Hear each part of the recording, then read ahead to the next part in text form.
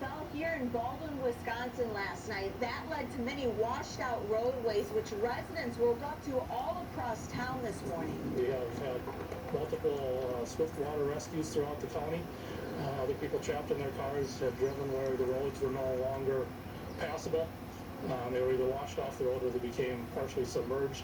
One man lost his life when his car was swept off the road near U.S. Highway 63. They were unable to get to it immediately. When they did finally get to it, there was a gentleman inside, a 70-year-old gentleman, that they pulled from the vehicle. Some residents woke up to over 5 feet of water in their homes. About 2:30 in the morning, a neighbor came, knocked on the door, woke up my son-in-law, and then my daughter called 911. Dan Lehman's daughter had to be rescued from her home at 2:30 this morning.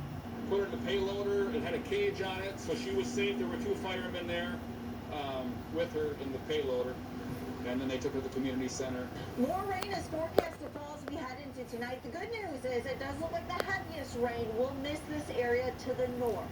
In Baldwin, Wisconsin, meteorologist Lisa Meadows, WCCO 4 News.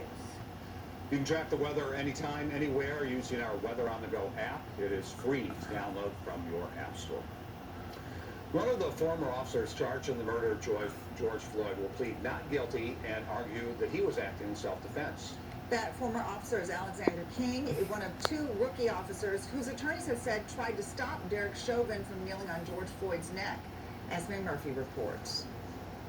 The brief motion showing the intent of Alexander King to plead not guilty was filed shortly after the 4 former officers accused in George Floyd's case appeared in court. King and former officer Thomas Lane are both free, having posted $750,000 bails.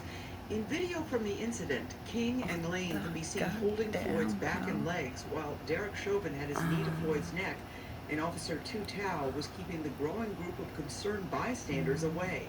Chauvin appeared via Zoom from the maximum security state prison in St. Cloud